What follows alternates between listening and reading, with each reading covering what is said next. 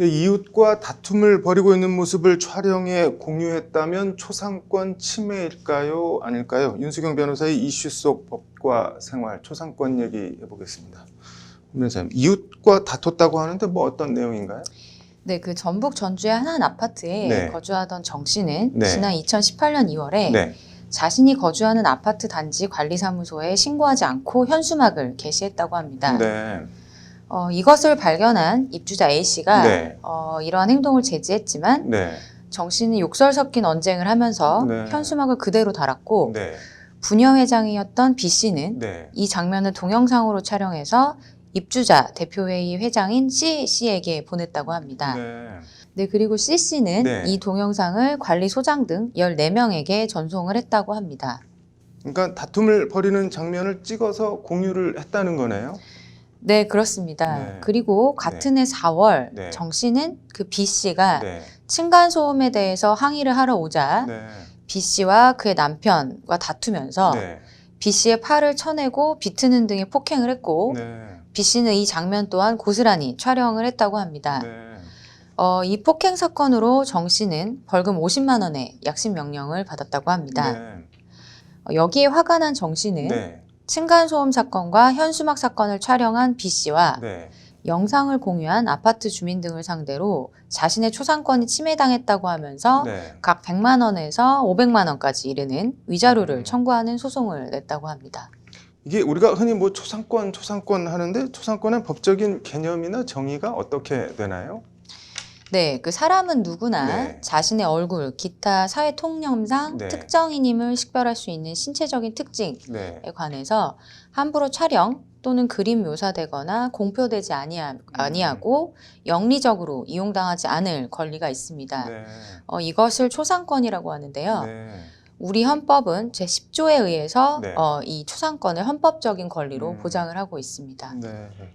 그럼 뭐 이번 사건에서는 법원 판결이 어떻게 나왔나요? 1심과 2심은 네. 모두 초상권 침해 자체는 인정된다고 하면서도 네. 이른바 위법성이 조각된다고 하면서 원고 패소로 판결을 했습니다. 네. 정 씨가 졌다라는 판결인데요. 네. 일단 현수막 게시 촬영 관련해서 재판부는 네. 먼저 정 씨는 관리 주체의 동의를 받지 않고 무단으로 현수막을 설치했다는 점을 지적을 했습니다. 네. 재판부는 그러면서 현수막의 내용은 아파트 관리 방법에 대한 반대 의사표시를 네. 입주자들에게 널리 알리기 위한 것인데 네. 이러한 공적 논의의 장에 나선 사람은 네. 사진 촬영이나 공표에 묵시적으로 동의했다거나 포기했다고 볼 수 있다라고 판시를 했습니다. 네. 정 씨가 네. 공적 논의에 나선 만큼 네. 비유하자면 공개 토론회 같은 네. 장소에 나선 사람이라면 네. 그 사람은 촬영 등을 이미 감안한 것이기 때문에 네. 특별히 촬영을 원하지 않는다라는 의사표시를 명시적으로 하지 않는 한 네. 그 공개 장소를 촬영하는 것 자체를 범죄로 볼 수는 없다라는 취지로 네. 볼 수 있겠습니다. 이게 그럼 폭행 장면 촬영한 거는 어떻게 판단했나요? 재판부는 네. 폭행 장면 촬영은 네. 형사 절차상 증거 보전의 필요성과 긴급성, 방법의 상당성이 인정되고 네. 사회상규에도 위배되지 않는다라고 하면서 네. 정 씨의 청구를 기각했습니다. 네. 1심과 2심에서 초상권 침해를 인정하지만 위법성이 조각된다라고 하는 네. 판결을 그대로 확정했다고 볼 수 있겠습니다. 대법원은 네. 1, 2심과 마찬가지로 네. 그 위법성이 조각된다라고 하면서 네. 원심 판결을 확정했습니다. 네. 이게 뭐 일상생활에서 초상권 침해 관련 주의할 점이나 초상권을 침해 당했다고 생각하는 경우 뭐 어떻게 대처해야 되는지 팁을 좀 주시죠. 네, 그 초상권을 침해 네. 당했다라고 생각하는 피해자는 네.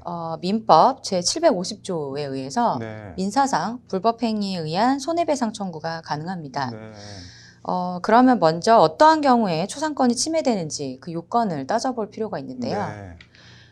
그 초상권 침해 성립 요건으로 네. 첫 번째는 식별 가능성을 들 수가 있습니다. 네. 본인인지 여부가 판명이 가능해야 된다라는 이야기입니다. 네.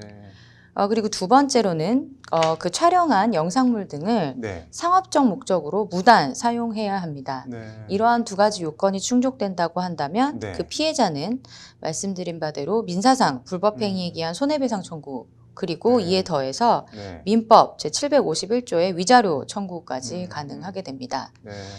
다만 이러한 청구는 손해와 가해자를 안 날로부터 3년이 경과하거나 네.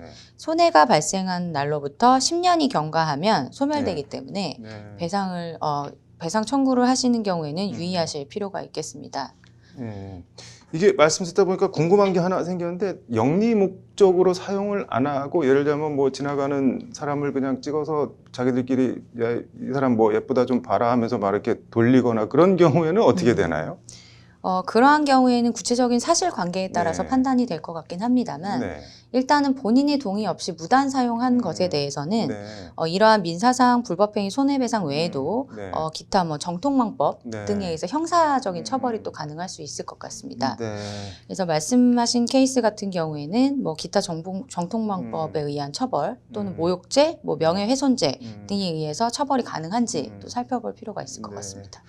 아무튼 뭐 초상권을 침해할 일도 침해 당할 일도 없는 게 제일 좋은 것 같네요. 오늘 잘 들었습니다. 네.